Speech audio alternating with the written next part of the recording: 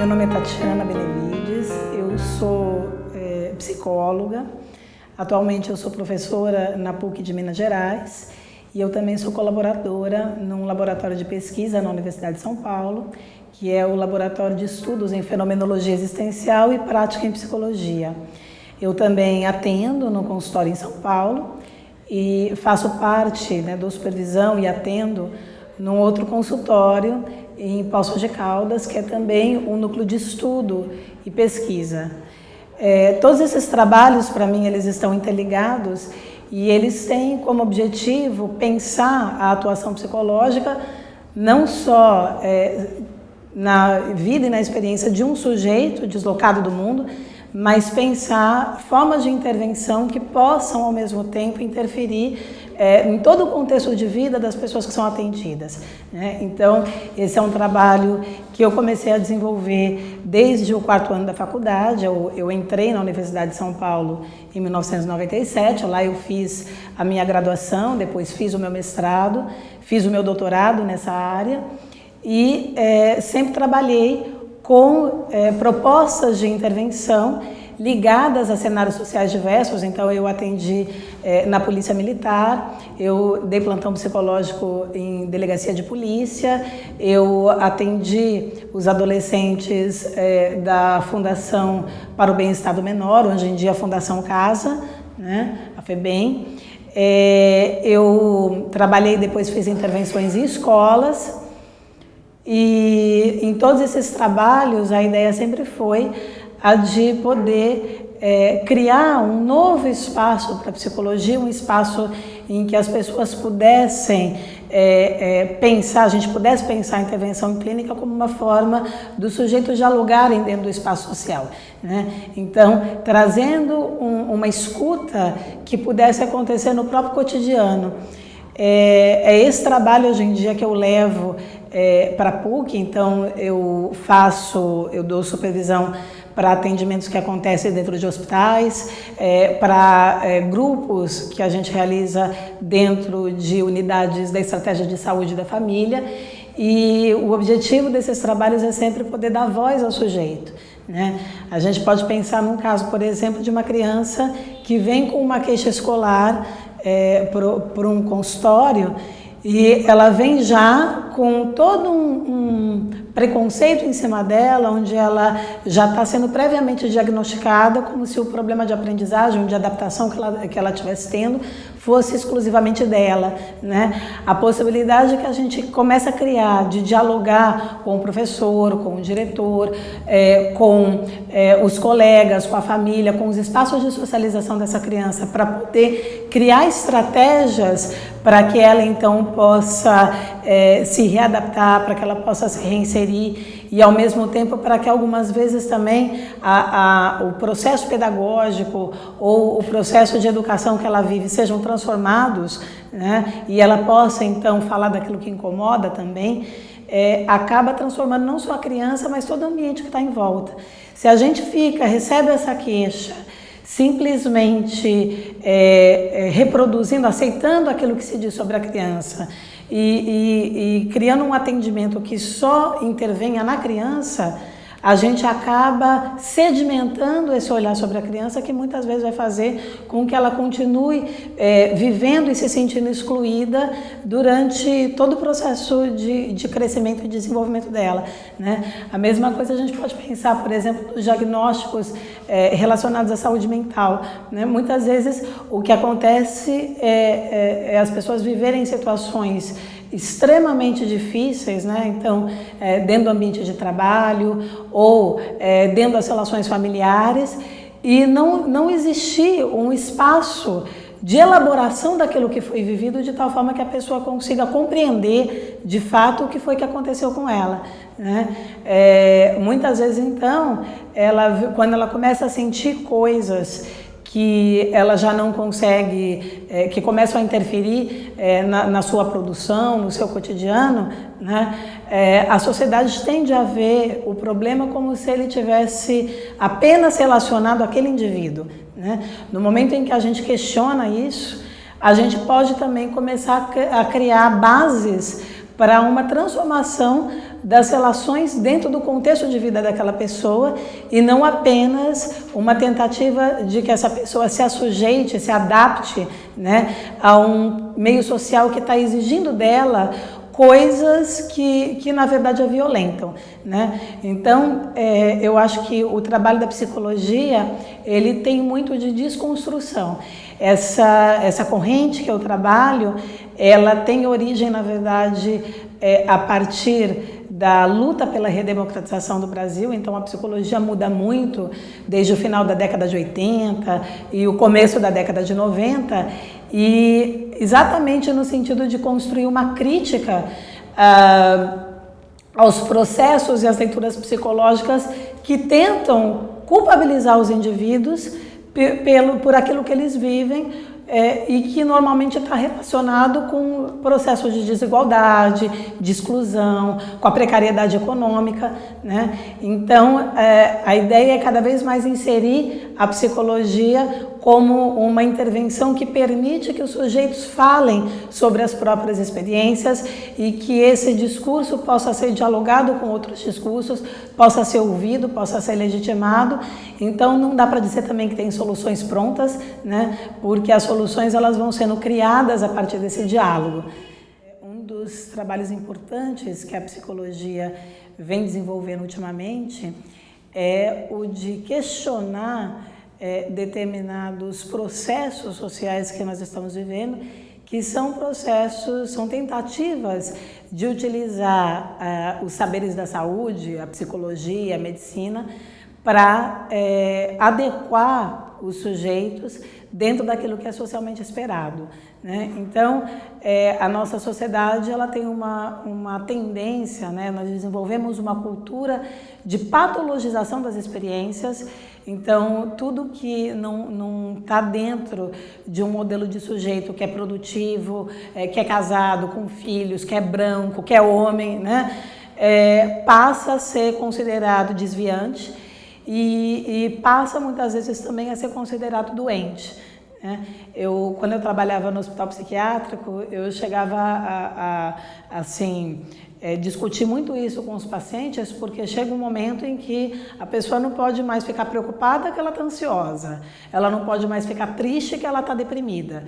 Esse processo de patologização, ele também está relacionado com toda uma indústria que é criada em torno de uma suposta cura para isso que é considerado um comportamento desviante, né? E que faz muitas vezes o sujeito sofrer muito mais por ele não ser aceito dentro da forma dele de viver a experiência do que propriamente porque a experiência em si é um problema. Eu acho que dois assim, grandes fenômenos, né, dois grandes problemas que nós temos vivendo no Brasil relacionados a isso são a polêmica em torno da cura gay e o processo de medicalização da educação, né? Então, essa assim, disseminação imensa de diagnósticos de transtorno de déficit de atenção nas escolas, né? E que são dois processos que tentam, de alguma forma, culpabilizar os indivíduos por não se moldarem ao padrão de comportamento que a sociedade espera deles, né? Ou na escola, ou nas suas relações, na vivência da sua afetividade, da sua sexualidade. E são dois processos que, ao mesmo tempo, tentam dar um caráter de doença, né, a experiências que muitas vezes têm a ver com esse desencontro entre o sujeito e a sociedade. Na hora que a gente tenta transformar a homossexualidade ou a quebra, né, que uma criança pode trazer de expectativas dos professores, dos pais em relação a ela, o que nós temos, na verdade, é um processo, né, em que você tenta encontrar legitimidade científica para o preconceito, né, para a dificuldade que a gente tem de lidar com o diferente.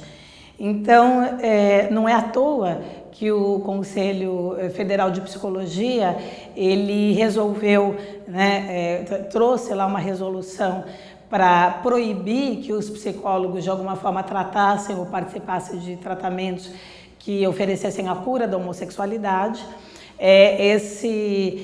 Essa determinação do Conselho Federal de Psicologia, na verdade, ela vem seguindo uma tendência internacional que foi consagrada pela Organização Mundial de Saúde muito antes da própria resolução do Conselho Federal de Psicologia, né? Então, a resolução da Organização Mundial de Saúde tira a homossexualidade do Código Internacional de Doenças e dentro, né, exatamente por conta de uma discussão que é relacionada a essa necessidade de aceitação da diferença. Nós temos um processo a partir da Segunda Guerra Mundial que inclui a questão da educação das pessoas com deficiência, que inclui a questão da saúde ser direcionada a toda a população e, portanto, ter um foco na prevenção da saúde, né? E que inclui, ao mesmo tempo,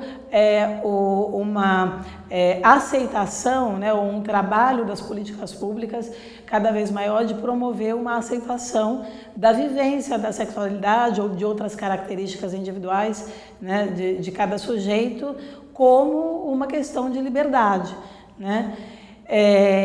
Dentro desse processo que a Organização Mundial de Saúde, então, retira a homossexualidade do rol de doenças e também, assim, dialogando com essa proposta da Organização Mundial de Saúde, que o Conselho Federal de Psicologia baixa essa resolução. Quando a gente tem uma tentativa, né, então um projeto de lei do Congresso Nacional que tenta, né, barrar a proibição do Conselho Federal de Psicologia, o que nós temos, na verdade, é uma tentativa novamente de promover espaços, né, que aí estejam voltados a uma tentativa de ajustar o indivíduo àquilo que é socialmente esperado dele, né? Eu, na minha experiência, assim, nunca atendi nenhuma pessoa homossexual que viesse querendo se tornar heterossexual. O que eu atendi muito foram pessoas homossexuais que tinham muitas dificuldades de serem aceitas na família, no trabalho, na escola, nas suas relações e, assim, que viveram várias e várias violências relacionadas a isso. Então, eu lembro de uma pessoa que eu atendi, que a família dela, né, quando ela conta para a família, já com 20 anos, a sua orientação sexual, né, ela acaba vivendo um processo com a família, em que a família é que pede, né, de alguma forma entende que isso é doença e pede para que ela então faça um atendimento psicológico, faça um atendimento psiquiátrico, porque não aceitaria a filha nessa condição, né? Isso é absolutamente comum, né?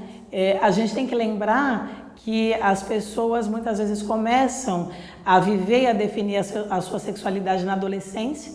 Então, assim, nós temos realmente um risco muito grande com esse tipo de possibilidade, né, de haver adolescentes que são levados a fazer atendimento psicológico de reorientação sexual, obrigados pelos pais, né? Na verdade, a gente teria aí uma psicologia que iria trabalhar não pela liberdade do sujeito, mas exatamente contribuir, né, para o seu assujeitamento, contribuir para que ele de alguma forma se enquadre naquilo que está sendo esperado dele, né? Isso é o contrário da liberdade, né? A gente estaria contribuindo para o aprisionamento do sujeito. Eu acho que desde que a psicologia começou a dialogar mais com o contexto social, nós temos também, né, a psicologia tem também um trabalho extremamente importante, que é o trabalho de desconstruir concepções, interpretações já sedimentadas sobre a realidade.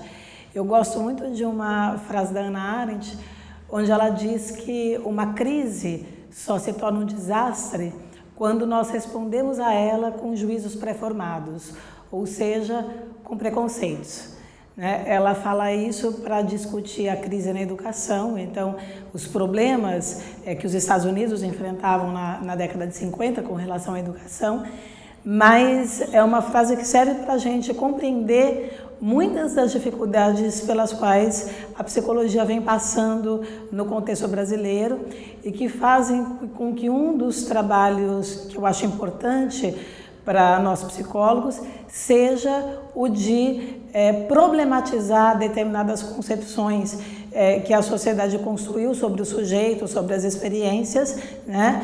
E poder então trabalhar novas interpretações da realidade que ofereçam formas mais livres de vida, que permitam aos sujeitos construir a sua própria realidade.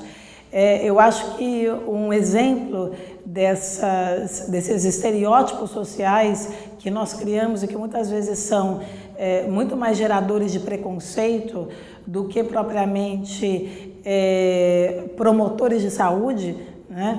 É o que acontece com os processos de tentativa de patologização de determinadas experiências, né? A gente assiste hoje no Brasil esse projeto, essa tentativa de barrar uma proibição que o CRP elaborou, né, de tratar dos psicólogos participarem de qualquer tipo de tentativa de tratar a homossexualidade. Esse projeto, né, que na verdade interfere nas decisões do Conselho Federal de Psicologia, é um projeto que sedimenta exatamente esses preconceitos e que convoca a psicologia, ou no mínimo quer permitir que a psicologia se preste a essa tentativa de adequar o sujeito, de assujeitar os indivíduos para que eles de alguma forma se encaixem num padrão social esperado, né? Tentativas como essa a gente encontra também nos processos, nas tentativas de patologizar a dificuldade que muitas crianças brasileiras enfrentam de se adequar à escola e de construir um bom processo de escolarização, né? Então a gente vê aí uma disseminação imensa de diagnósticos de transtorno de déficit de atenção que na verdade tentam culpabilizar a criança pela sua educação, né? Então se a criança tem dificuldade de se educar, ela estaria vivendo algum problema, ela teria algum tipo de dificuldade psicológica ou algum tipo de doença, ao invés de olhar para todo o processo de ensino e aprendizagem, para as condições da escola, para todo o contexto social que faz com que aquela dificuldade aconteça, né? E muitas vezes o que nós encontramos são as pessoas em volta desse indivíduo que então vem procurar ajuda, exatamente solicitando um psiquiatra ou um psicólogo que vá ajustá-lo, que vá adequá-lo, né, àquilo que é considerado socialmente aceito, que seria esperado, né, pela dificuldade que nós temos de lidar com o diferente. Se nós formos analisar mais a fundo, né, a mesma coisa a gente pode encontrar na questão de alguns casos de depressão, né, e com as crianças. Então, assim, no momento em que aquela criança é vista como portadora de um transtorno, né, o professor, a escola, a secretaria de ensino, os pais, as pessoas se desresponsabilizam do seu papel de educadores, né? Se a gente for pensar, por que tantas crianças hoje em dia são diagnosticadas com transtorno de déficit de atenção? Muitas vezes essas crianças não têm o mesmo espaço para brincar que os nossos pais e os nossos avós tinham. Elas não brincam na rua, né? Elas jogam videogame. Então, esperar de uma criança que ela fique 5 horas parada numa sala de aula, simplesmente prestando atenção ao que um professor fala e considerar que uma criança que não faz isso, né, tem algum tipo de patologia, né, significa que nós estamos esperando que a criança se adeque ao universo que nós criamos para ela e, portanto, que nós esperamos, né? Nós estamos exigindo da criança, desde muito cedo, que ela se ajuste a uma sociedade produtiva, né? E que ela seja, portanto, fazendo essa relação entre saúde e produtividade, que é, na verdade, uma relação construída pelo capitalismo, né? Não é à toa que nós vamos encontrar mais a fundo nessas situações uma questão de mercado também, né? Então, nós temos aí toda uma indústria farmacêutica que é desenvolvida em torno das patologias psiquiátricas, né? E que, de alguma forma, então, prometem, né? ou focam nessa tentativa, então, de ajustamento rápido do sujeito. Esse é um dos grandes problemas do SUS, né? Uma das diretrizes da própria política governamental é tentar diminuir um pouco a quantidade de medicação psiquiátrica que é utilizada indiscriminadamente pela população. Se a gente for pensar em como essa cultura da medicação, né, então você tem aí uma porcentagem muito grande da população, por exemplo, que utiliza remédio para dormir, né? Essa disseminação da medicalização, ela acontece num contexto em que é exigido do sujeito que, independente do que ele estiver vivendo, ele precisa ser produtivo, ele precisa se adequar socialmente, ele só pode ser homossexual se ele não demonstra isso para ninguém, né? E esse tipo de cultura vai também disseminando, né, toda uma indústria da adequação, né, que então se propõe a ajustar o sujeito. Se a gente for pensar, né, em alguns dos psicólogos que defenderam a possibilidade de tratar a homossexualidade, né, e reverter a homossexualidade, nós vamos ver que muitos deles são ligados a instituições que têm interesses específicos em relação a isso, né? Cientificamente falando, isso não só não é possível, né, como a gente não pode reduzir nenhum tipo de elemento que faz parte da construção da identidade a uma questão de escolha ou a uma questão de genética, né? A despeito das diferenças das teorias psicológicas, nós vemos sempre a concepção, né, mais do que reconhecida, de que aquilo que a gente entende como si mesmo, como a nossa singularidade, é sempre construído de uma forma múltipla, de uma forma extremamente complexa, né? E que demanda, portanto, uma compreensão que possa sugerir reinterpretações e possa fazer com que o sujeito tenha cada vez mais autonomia, quer dizer, tenha cada vez mais a possibilidade de dar o próprio significado para aquilo que ele sente, para aquilo que ele experiencia, de tal forma que ele comece a compreender melhor a relação que ele estabelece com o mundo à sua volta, né? Então, a ideia é que a gente possa também atuar no sentido de problematizar isso junto da sociedade, né?